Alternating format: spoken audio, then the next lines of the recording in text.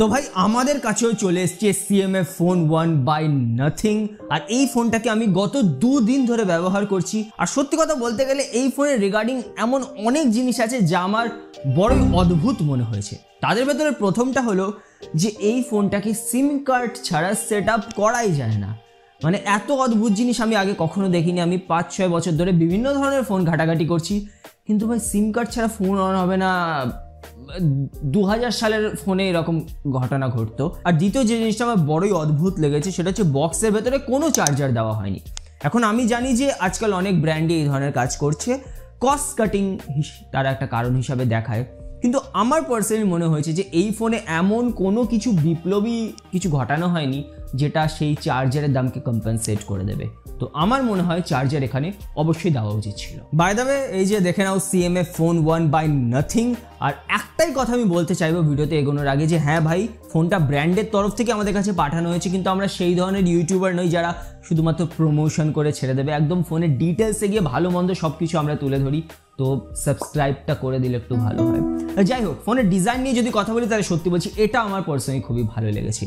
আসলে এটা অনেকটা কুল এবং আমার মনে হয় CMF বা Nothing তাদের যে কোনো প্রোডাক্টের ডিজাইন নিয়ে খুবই ভালো কাজ করছে। অনেকটা 80 বা 90 দশকের যে বিভিন্ন ধরনের মিউজিক গ্যাজেটস হতো এবং প্রত্যেকটা গ্যাজেটসের ভেতরে তোমরা আলাদা পৃথকীকরণ করতে পারতে ডিজাইন নিয়ে, সেটা কিন্তু CMF বা Nothing এর ব্র্যান্ডের ডিভাইস আমরা দেখতে পাচ্ছি। খুবই কুল দেখতে ডিভাইস। আমার কাছে রয়েছে গ্রিন কালার ভ্যারিয়েন্ট, যেটা একই সাথে তো দেখতে কিউটও এবং সাথে খুবই প্রিমিয়ামও লাগে। একদম ম্যাট ব্যাক এখানে দেওয়া হয়েছে, তো ভাই আঙুলের ছাপ পড়ে আবার কোনো রকম সম্ভাবনা নেই।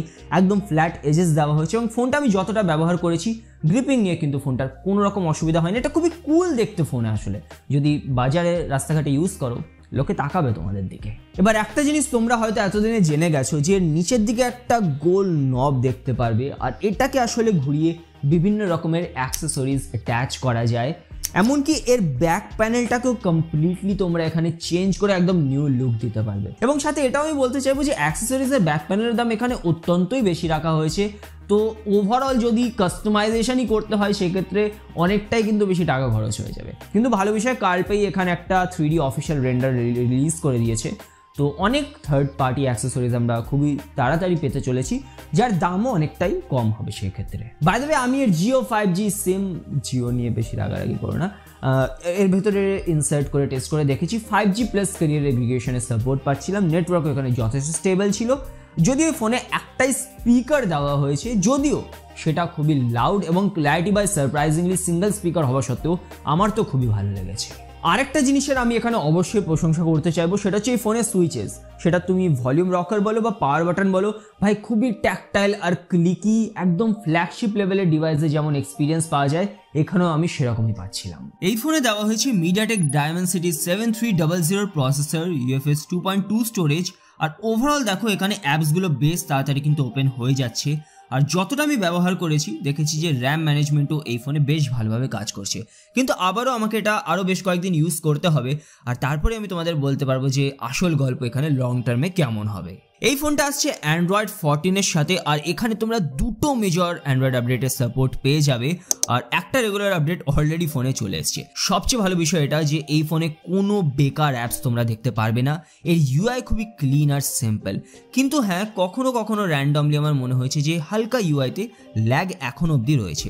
অনেক রকম কাস্টমাইজেশনের অপশন তোমরা পেয়ে যাবে, এর কালার্স চেঞ্জ করতে পারবে বা এখানে AI ওয়ালপেপার জেনারেট করতে পারবে। আর একটা জিনিস আমার এখানে খুবই ভালো লেগেছে, এর উইজেট সেকশন। তো এর যে উইজেটগুলো দেওয়া হয়েছে সেটা ওভারঅল UI এর সাথে কিন্তু খুব ভালোভাবে মানিয়ে নেয়, তো দেখতে কিন্তু ফোনটা ওভারঅল বেশ সুন্দর লাগে UIতে।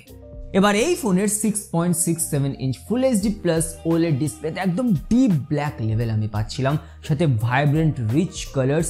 ভালো বিষয়, ইউটিউবে 4K HDR ভিডিও আমি প্লে করে দেখেছি, একবারও এখানে ল্যাগ করছিল না, তো এগুলো খুবই আসলে ভালো লক্ষণ। এবং তোমরা দেখে নাও সাইডে যে বেজেলসগুলো দেওয়া হয়েছে সেগুলো একদমই থিন, কিন্তু নিচের দিকে যে চিনটা দেওয়া হয়েছে সেটা একটুখানি থিক। তো আমার মনে হয় না সেটা বিশেষ কোনো সমস্যা হওয়ার কথা, এই দামে এরকমই বাকি ফোনেও হয়। আর আমি ফোনটাকে আউটডোরে ব্যবহার করে দেখেছি, ফোনের ডিসপ্লে যথেষ্ট ব্রাইট হয়ে যাচ্ছিল।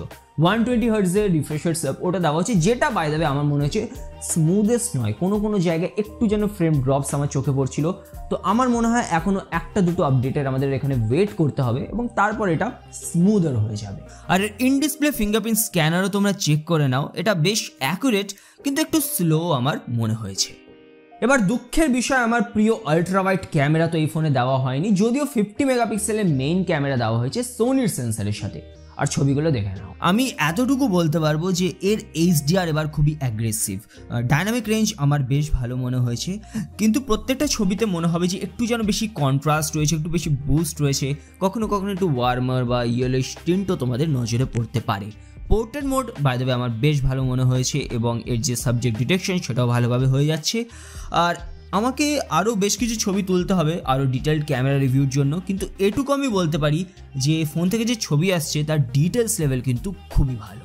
এই ফোন থেকে 4K 30fps অব্দি ভিডিওস রেকর্ড করতে পারবে, যদিও স্টেবিলাইজেশন কেবলমাত্র 1080p 60fps অব্দি তোমরা পেয়ে যাবে। ভিডিওরও ডাইনামিক রেঞ্জ আমার ভালো লেগেছে, কালার্সও খুব ভালো আসছিল, কিন্তু ডিটেলস বা শার্পনেস সেই জায়গায় অনেকটাই আমার কম মনে হয়েছে। আর 16 মেগাপিক্সেল সেলফি ক্যামেরা ভাই আমাকে এখানে খুব ইমপ্রেস করেছে, আর প্রবাবলি আমার মনে হয় যে এই রেঞ্জের বেস্ট সেলফি ক্যামেরা কিন্তু এই ফোনেই বর্তমানে রয়েছে। এবার এই ফোনেও তোমরা সর্বঘটের খাটালি কলা 5000 mAh ব্যাটারি পেয়ে যাবে, যেটাকে বাই দ্য ওয়ে ভালোভাবে অপটিমাইজ করা হয়েছে। আমি যতটা ব্যবহার করেছি ব্যাটারি এখানে আমি পার্সেন্টেজ ভালোই ওভারঅল দেখতে পাচ্ছিলাম। বাই দ্য ওয়ে কোনো রকম এখানে ব্যাটারি ড্রেন ইস্যু নেই, স্ট্যান্ড বাই ড্রেন ইস্যু নেই, তো এগুলো ভালো লক্ষণ। কিন্তু আমাকে আরও ফোনটাকে বেশ কয়েকদিন ব্যবহার করতে হবে এবং তারপরে আমি এখানে আরও ডিটেলড আমার পার্সপেক্টিভ শেয়ার করতে পারবো। আর ফোনটা যত এখন অবধি ব্যবহার করেছি একটু ওভারহিট হচ্ছিল না, তো গরম হয়ে যাওয়ার কোনো সিন নেই। এখন 16,000 টাকায় CMA ফোন 1 প্রাইসিং স্টার্ট হচ্ছে। আর আমার প্রাথমিকভাবে এই ফোনটা সম্পর্কে কি মনে হয়, দেখো ফোনটা আমার যতটুকু ইউজ করেছি খুবই ভালো মনে হয়েছে, কিন্তু আবারও এই ফোনটার যে মেন USP মানে কাস্টমাইজেশন, সেটা করার জন্য আমার মনে হয় একটু অতিরিক্তই বেশি এখানে টাকা খরচ করতে হতে পারে। তো প্রধান আকর্ষণটাই এখানে তোমাদের ক্ষেত্রে বিকর্ষণ হয়ে যেতে পারে টাকা পয়সা বা দামের কথা যদি আমরা উল্লেখ করি। তো কিন্তু আমার ফুল রিভিউতে সেই সব দিক নিয়ে আমরা অত বিচার করবো না, মেইন ফোনটা কেমন সেটা নিয়েই কথা হবে। তো যদি ফোন সম্পর্কিত কোনো প্রশ্ন থেকে থাকে কমেন্ট করে জিজ্ঞেস করতে পারো। তো দেখা হবে পরের ভিডিওতে, সবাই ভালো থেকো।